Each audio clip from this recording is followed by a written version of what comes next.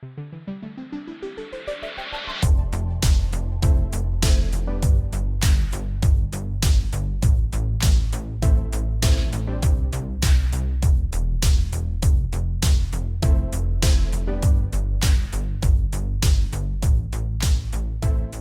right, welcome back into Content is for Closers. We are back yet again with another exciting episode for you. As we said in the intro, we're talking to Tim Lowry, and this is probably one of the deepest episodes we have in terms of the actual material. I'm very excited to get to it. But before we do, Carlton, the masses have been clamoring for another installment of our hot take segment. So hit us with it. What do you have for this week?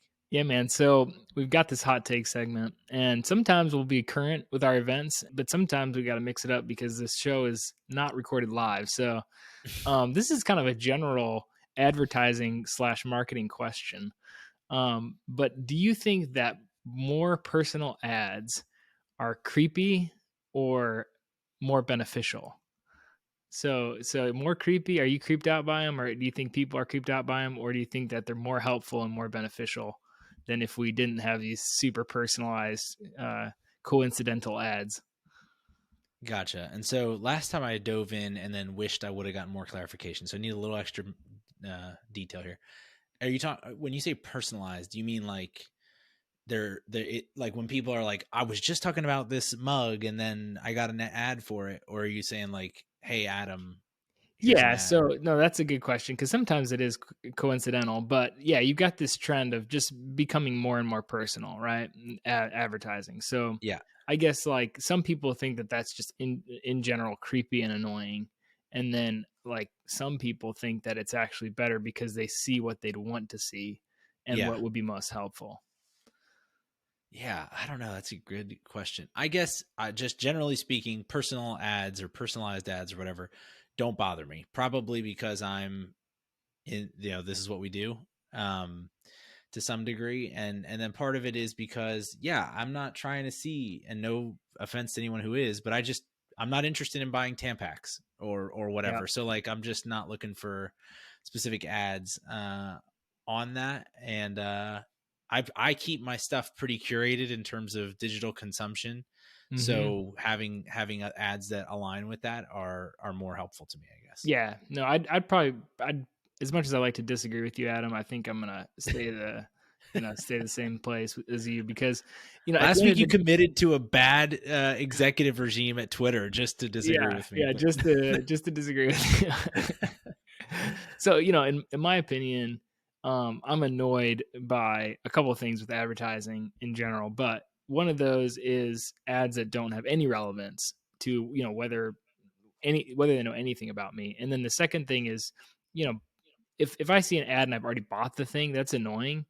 So it would be nice if there was some button where you could just be like, already got this, or like not applicable. And they could even make it more personalized and I wouldn't care. So I do think there's like privacy issues around, what, sure. What is that threshold of security and privacy that's being overreached? But in general, I tend to actually invite our advertising overlords. So yeah, it's a hot take. A hot take to some degree. Yeah. How do you feel about things like and this isn't necessarily, but like for instance, you mentioned this earlier, that's why I'm bringing it up, but like the Spotify Wrapped feature that everyone's posting about right now. Yeah. Obviously that is an engine that's giving you predictive content based on your consent, but people don't see that as an ad for some reason. Yeah, because it's like I've willingly pushed on all these buttons, right? Like in general, we like things figured out for us. So especially when it comes to like Pandora was the first version of that, right? Like I just want to hit like a style or some genre, and then I want you to like find out what I like and only play that. I will kind of rant on Apple Music for a second. Like they are terrible at knowing what I like. Like you'd think something as simple as acoustic folk would be easy to figure out and like not play abrasive songs.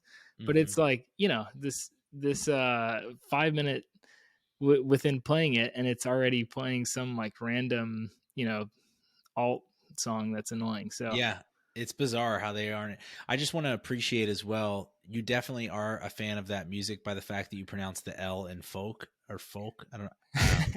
I just feel like that's the sign of a true believer. So there you go. So shout out to you. Cool. Well, obviously we're going to get to the episode here shortly with Tim. Before we do, Carlton, what did you hear this week that would be helpful for the audience?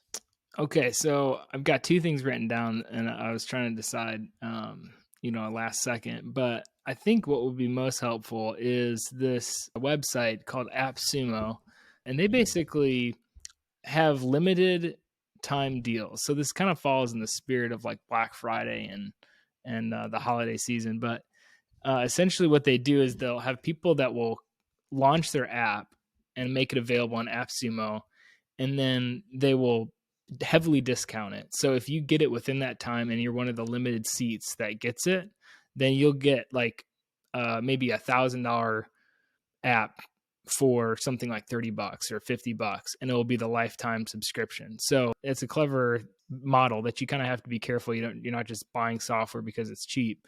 But if you like software and you're maybe trying to find like niche or smaller solutions for some of the things that your business does, like email or like calendar related things, like it can be a really cool place to find, some powerful software that's just up and coming, but also quite affordable.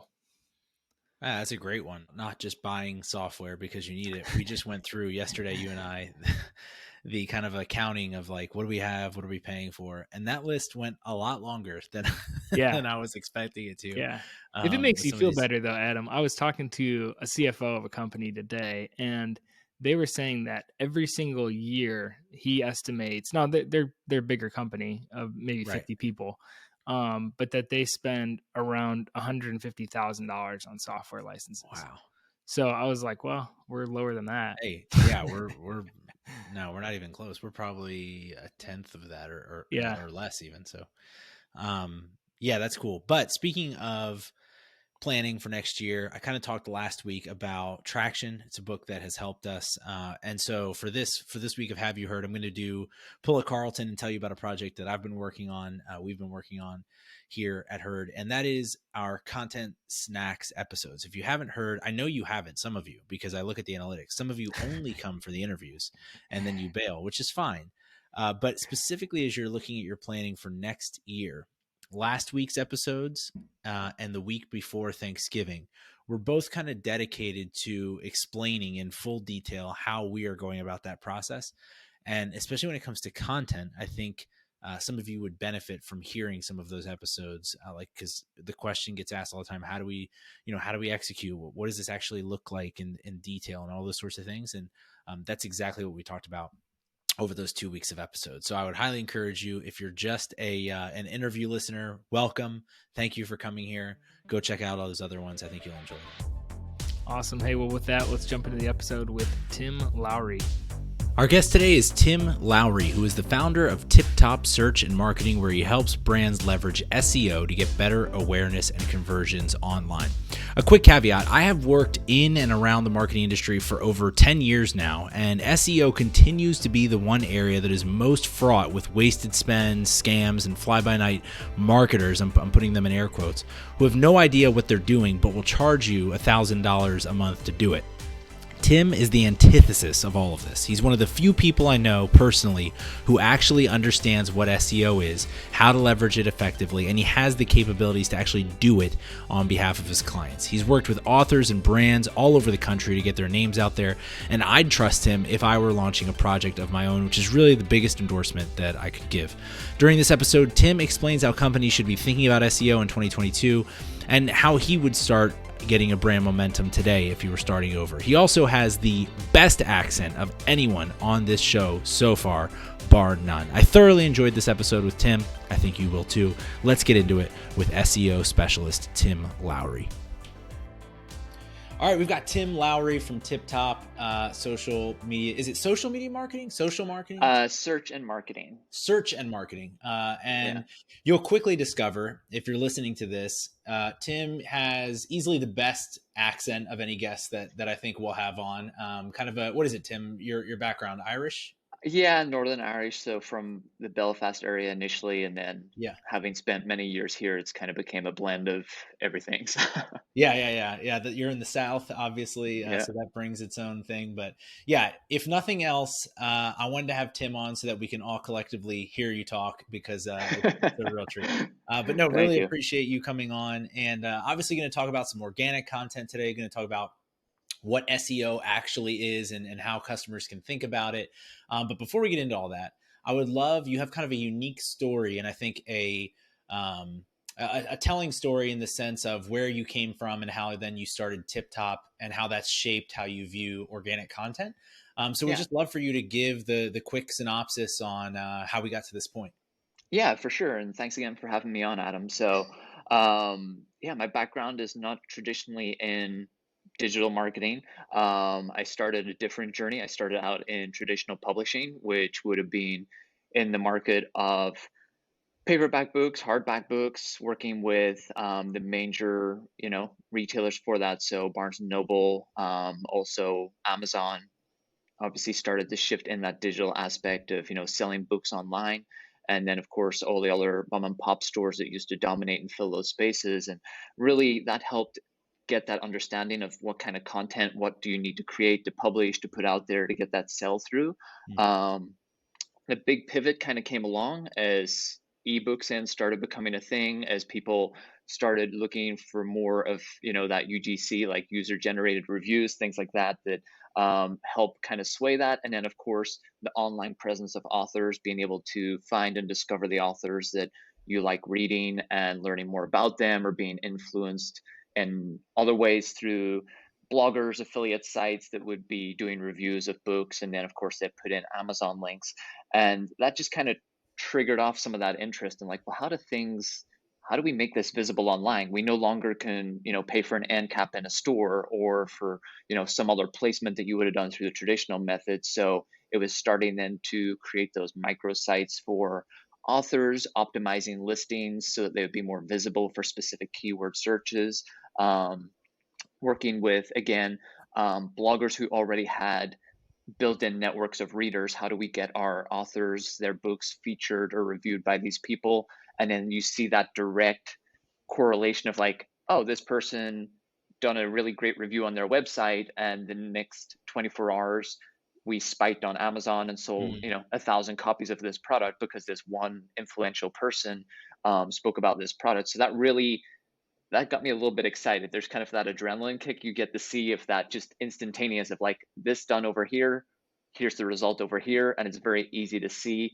Um, so yeah, that was my journey into that, and then from there, some opportunities came along that got me into more of the e-commerce side of that, and eventually started helping on some e-commerce sites and learning SEO along the way. And now, 7 years down the road, um, had my own agency for the last 5.5 of those years, and primary focus is largely with e-commerce clients. It's creating that intersection of content and commerce, and then also working with some B2B, but typically they have um, a commerce aspect to what they're doing. There's something that they may be selling, and the lead time's just a little bit longer, but again, helping them in the same kind of strategy, but more of a B2B style. So Right.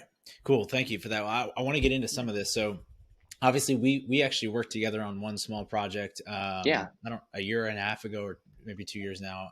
yeah, Time is I don't even time that means nothing anymore yeah, in the last couple of years. But and so I got to see firsthand, and I think your unique perspective when it comes to content, because even just in telling your story, you have this unique blend of, first of all, knowing the purpose of content right off the front, which is conversions for dollars, essentially, right? Like, how do we take content and make it drive business? hmm But a lot of times when folks have that sort of mindset, it can come off as scammy or overly salesy.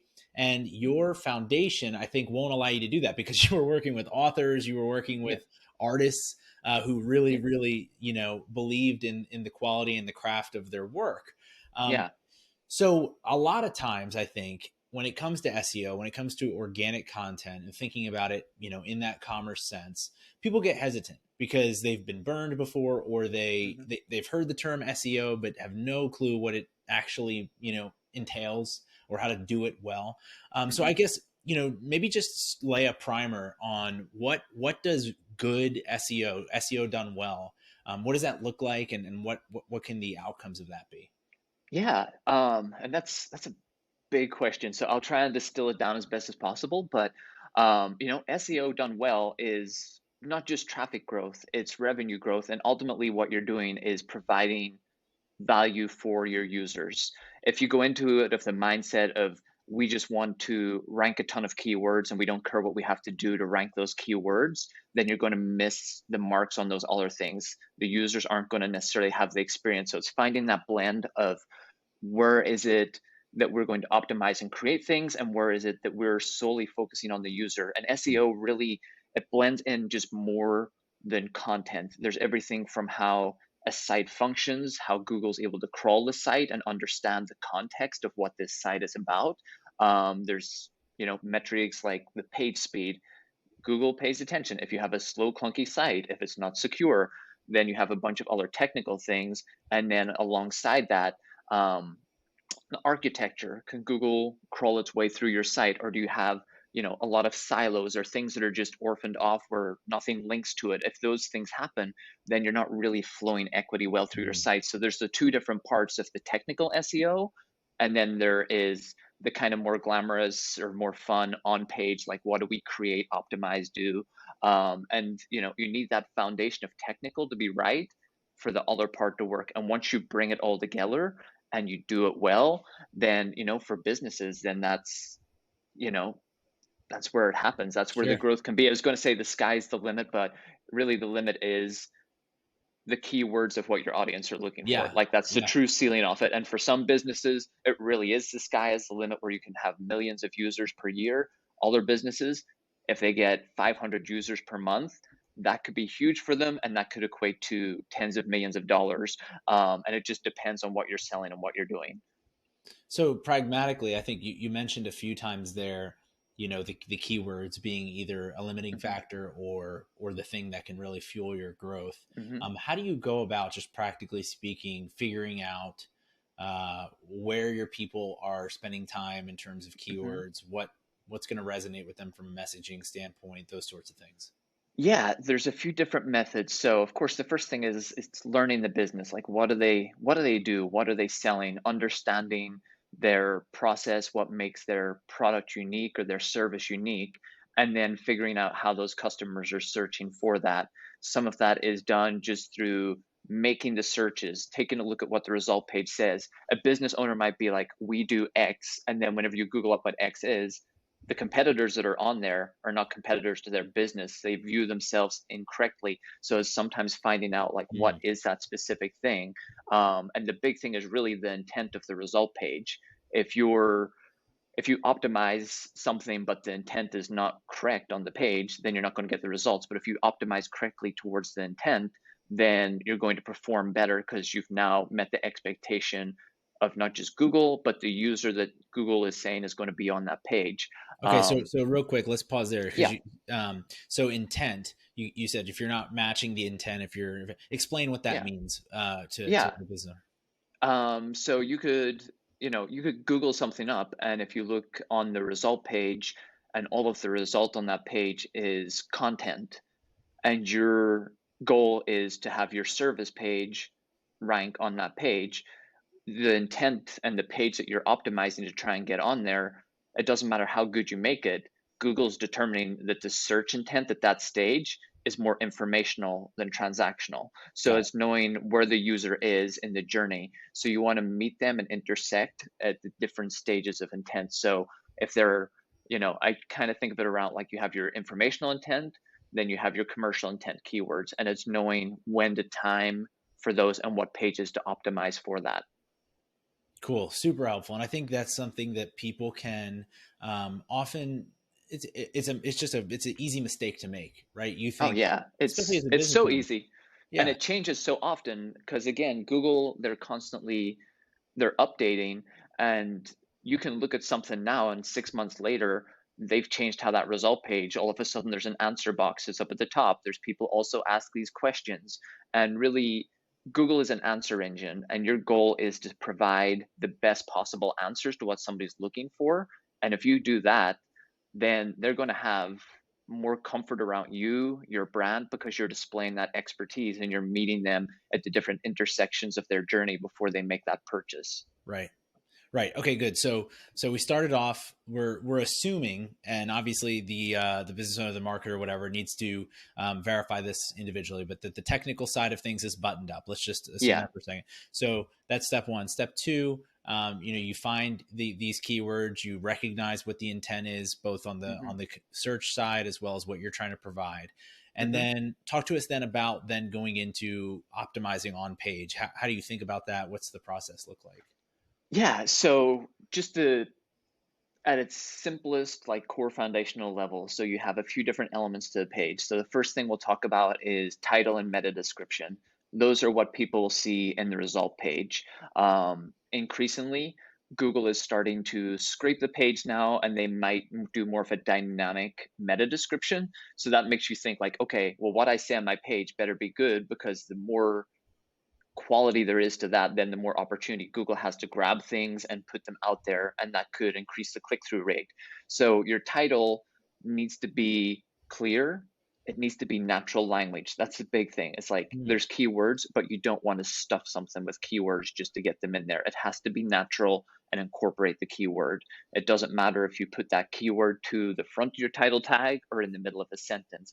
It's knowing how to construct it in a way, kind of like Google ad copy, like what's going to make somebody click on that. It's a real So quick, yeah. The idea yeah, behind natural, to add to that, you're saying like, because some people may or may not know, but in back in the day, whenever this was, you would just sort of stuff some of the keywords that you hope oh to yeah, like a rank for, right? Thanksgiving turkey, you just fill that thing full of keywords. It's like, and there's people that still they think that SEO you can still do that. The reality is it's probably been close to a decade now that Yeah. Google has really frowned upon something like that. But you'll still find it occasionally. You'll land on something and you read it and you're like, oh my, yeah, it's like it's uncomfortable to read because it feels so Yeah. rigid. This has been a long time since I've seen this, Yeah. but there would be some sites where you'd be on the page and then you'd somehow accidentally highlight something and you'd Yeah. realize they had a bunch of text on like a colored background, but they Oh made the goodness. text Yeah. that was the Yeah. best. Like you kind of Yeah. stumble across that sometimes. Yeah. There's none of that stuff gets through now. It's like Yeah. Google, their algorithms are way smarter than we are, and what they're looking for is genuinely what is giving value to the user, and their algorithms are able to tell that.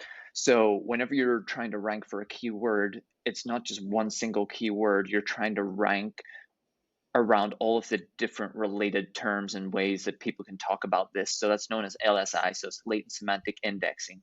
So Google now, they look for this word, but anybody that talks about this subject, what other themes and words do they use that surround that? And by incorporating that into how you're creating your content, how you're optimizing your page, that's going to present more value and opportunity, because now all of a sudden your page isn't just rigid, it flows, it's easy for people to read. If they look at it for a different way of saying it, they're finding it on there. So really it's that incorporating of those. And then of course on the page, um, you have your H1 tag, your header tag, super important, Mhm. your H2s, H3s, structuring it in a semantic order that makes sense. You don't want to have all your headings out of order, because then, think of it as your H1 is the title of your book, your H2 is basically the chapters, and then the H3 are the subsections of those chapters. You don't start a book with a subsection and then go to the title and then go Right. to, you want to have something where Google can break down that information. That allows them then for the likes of those answer boxes. Whenever you see numbered lists that are pulled in or bullets that are pulled in, they're usually based around the heading structure. And if Google has that clear heading structure, it helps them to be able to scrape that into the result. Super helpful. So I want to talk about picking platforms and how you advise clients on doing that. But before we do, the one other thing that I would say I really learned from you and just the importance of it when we worked on that project together was your mindset was constantly like, okay, this is what we're doing today, but we need to put Mhm. in either measurement or reminders or whatever to check in 3 months, in 6 months, in 9 months to see how this content is performing, how Mhm. the marketplace has changed, and what we need to alter as a result.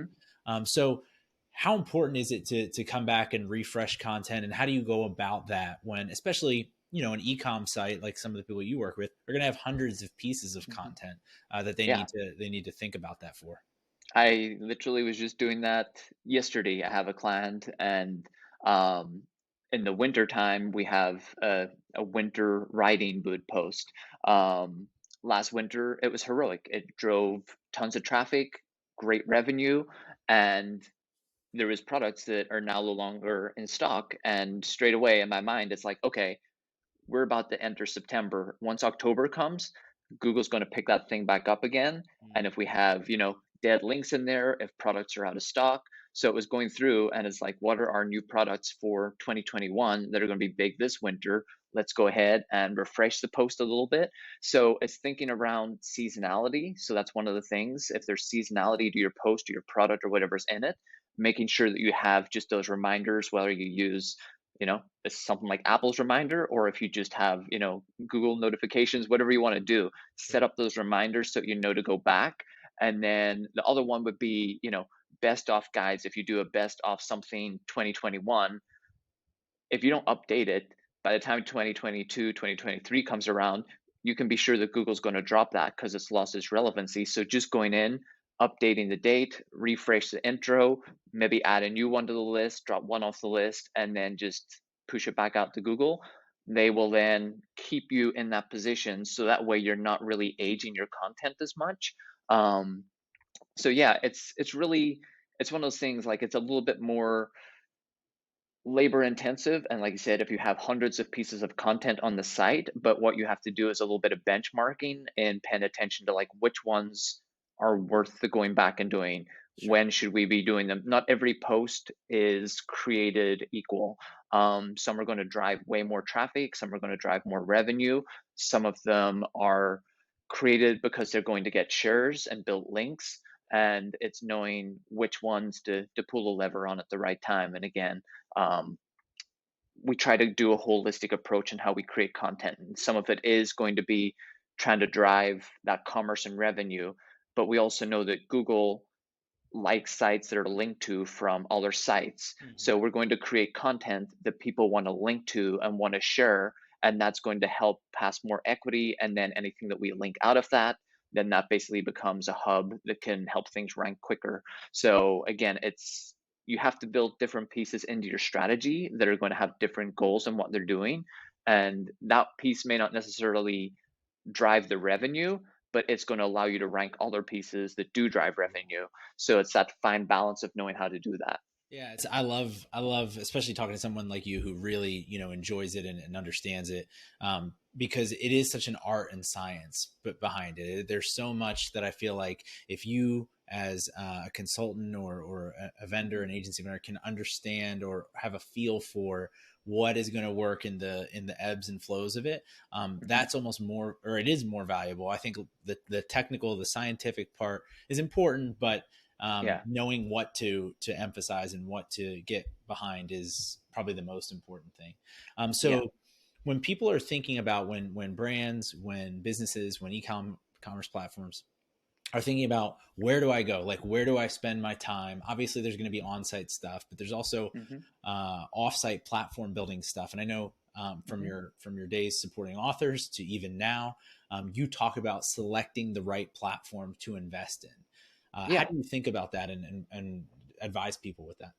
Yeah. It depends a lot of times on the business and what they're doing and their goals. Like if you're a large e-commerce, then choosing the right e-commerce platform is essential. Do you go with, a Shopify, or are you at a Shopify Plus level? Is BigCommerce a better option? Magento? Do you need to incorporate, a very high level ERP system that works with it? Headless, not headless. There's a lot of different Mm, decisions that are made along the way. And if you make the wrong decision, you'll find that you quickly outscale the CMS that you have, or it doesn't allow the functionality of what you're trying to do. If you sell 2 or 3 products, but you want to do really highly customizable pages, then maybe it's going for more of like a WordPress iteration with a headless e-commerce integration into that. So it's knowing the goals. If you're just purely B2B, WordPress is probably going to be your better option. But the second the e-commerce comes into it, then you really want to have something more than a WordPress site with WooCommerce, because Right. your hands are gonna get tied pretty quickly. Whereas, if you run a Shopify Plus, the amount of other apps and integrations that you can use by way of, email marketing for your ads, for social, everything else, there's so many other ways that you can optimize your sales channels. Even if you sell through Amazon, you can then start integrating your Amazon sales that are populated through that CMS. And it's trying to think of that holistic approach to your business. Or maybe you just use Amazon as your only sales channel. You might Mm. decide, I can't I can't provide the marketing engine that is needed to get it out here, but I can put my time into 3 or 4 listings on Amazon and really drive revenue through that. And for some businesses, that's where they go. They go to Amazon. The only downside is, versus that direct to consumer, is of course Amazon is going to get their cut from whatever you're selling. But the plus side is to you is that you have this totally different search engine than Google. And 60% of commercial intent searches will start in Amazon. People will go there and they'll look for that iPhone case, or for running shirts, whatever it might be. They might start their search there. And if you have a listing that's performing really well, then all of a sudden you're capturing that audience, and you can really scale a business. And I've seen some businesses that have had just exponential growth through Amazon. I've seen some that sell through their own site and through Amazon, and now Amazon is bigger than their own site, just because that's where their audience have now started shopping. So that all their component is, where is your audience shopping? Do they shop on Amazon? Are they the people that are researching and looking through Google and then landing to the product? And it's really going to come down to what it is. If you have a really high-end product, odds are people aren't going to Amazon for it. They're going to go to your site. If you have something that people want quickly, they want something that's good, but they don't want to pay the premium price, then they're probably going to go to Amazon and look for that iPhone case or whatever it might be on a much quicker, I just want to refresh my case, I'm tired of how it looks, and they'll jump on there. And if your listing is optimized really well, you'll find a ton of what I would call kind of no name brands that are selling, and they're ranking high, and they have 20, 30,000 reviews. And you're like, I don't see Spec or any of those other brands. What's the other one with like the really thick shield that's for the Oh, phones? yeah, uh, Otter, OtterBox. You OtterBox. don't Yeah. see, like, there's no OtterBox that is to the top of Amazon. There's going to be a knockoff OtterBox that's Right. probably a tenth of the price, but they're crushing that channel for their sales. And for them to go onto Google and to try and compete does not make sense. But for OtterBox, they have that brand recognition, and people are going to pay the premium to buy a really tough resistant case off their site. Right. So again, it's knowing your audience.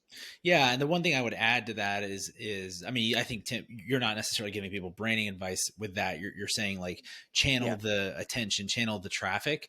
The yeah. one thing you do have to think about from a brand perspective is, let's say you're a competitor to OtterBox. Hmm. There's nothing, and Amazon has proven at this point, stopping them from starting Amazon Box, to Hmm. and being able to bump you. So whenever you're using rented land like that, Hmm. just at least being aware of it, and then thinking through ways that you can incorporate little add-ons to drive them Yeah, onto your own owned media site is important, right? exactly. Yeah, and you nailed it. Like Amazon, as great as it is, it's like Google Ads and all those other things. It's Facebook. It's rented land, and at any stage, that can be taken away from you. There can be new rules. There can be a higher margin that they want to take, or if you get enough complaints, they'll just pull your listing and they won't care. And for some, 7-figure businesses on Amazon, they can be turned off overnight because Amazon has just decided that it's not right. We're Right. getting complaints, they're not holding up to our standards, and that's that person shut down. On your own site, you have a little bit more control.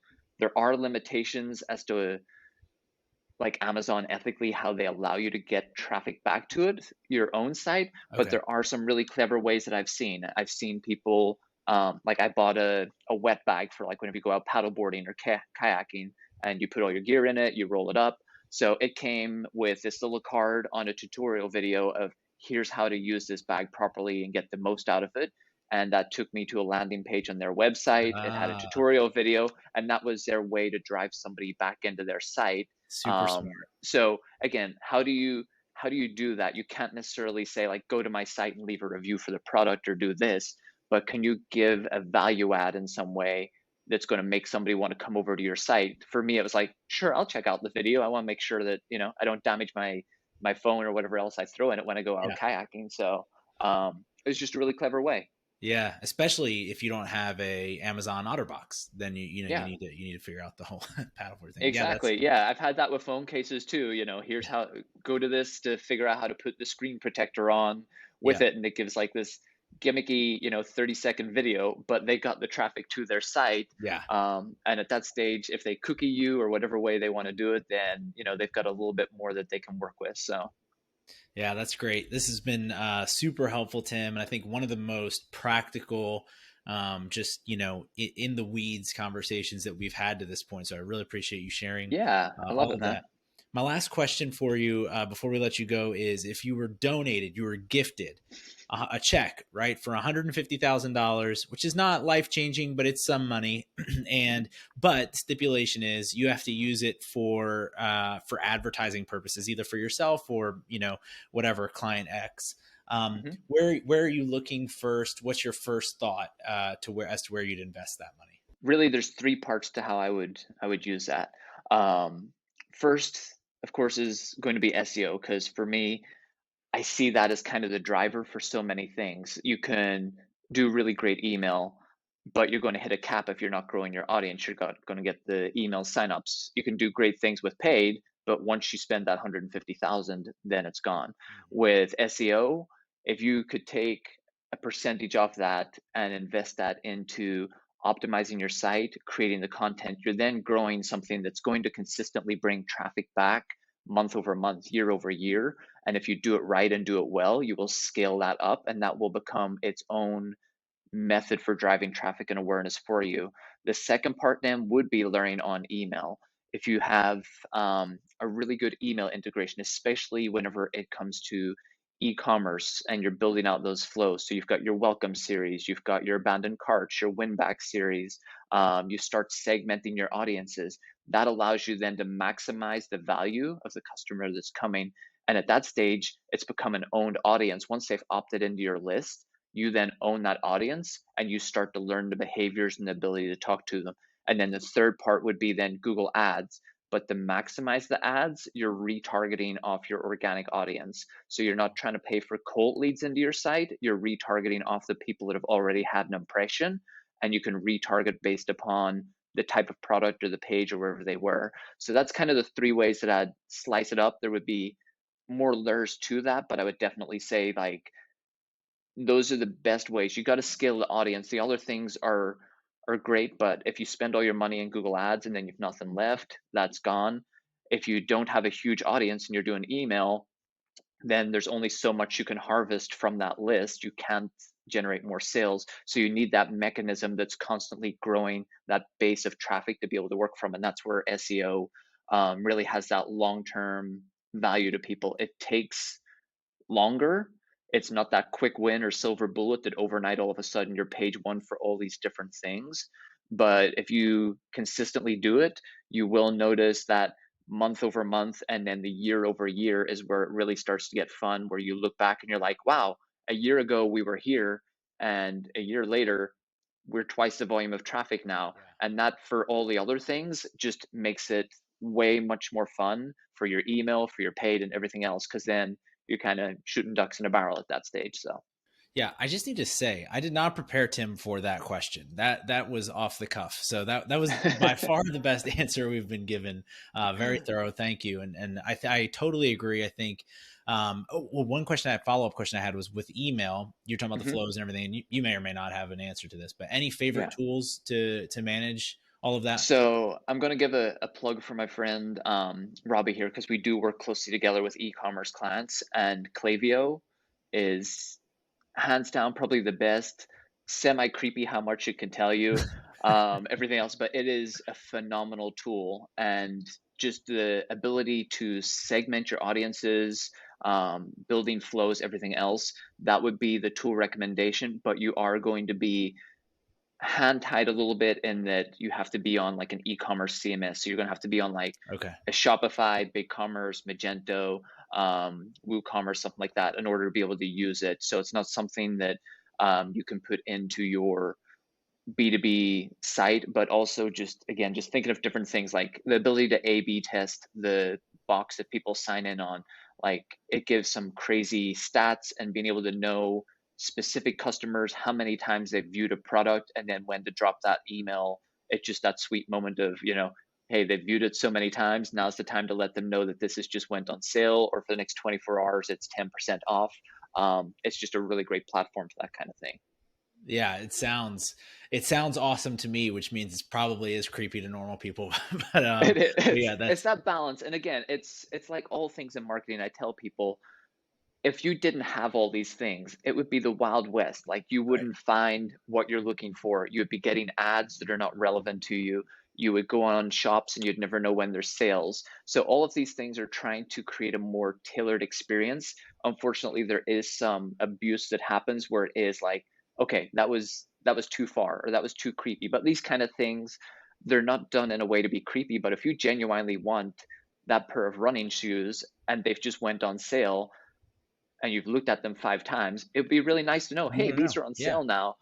So you're providing that value, and through content, when it's done well, it's all about educating and providing value.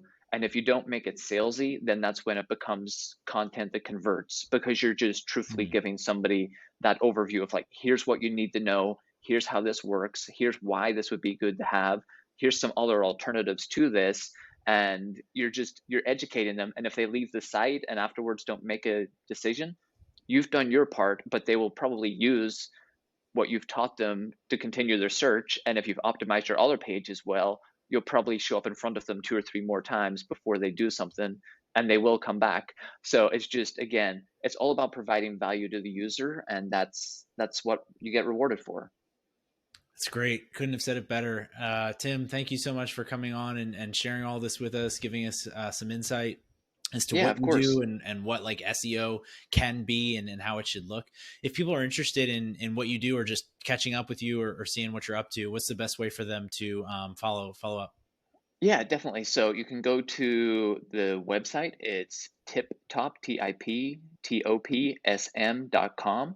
And that same handle can be used on LinkedIn. So you can find Tim Tiptop, and the same thing for Twitter. Those are typically the best ways to get me. But if you go to my site, it has the links over to those. So that'll just make it easier for you to find me. Awesome. Thanks so much, man. Thanks for joining us, and we'll catch up soon. Yeah, thanks so much. It's good to talk to you again, Adam.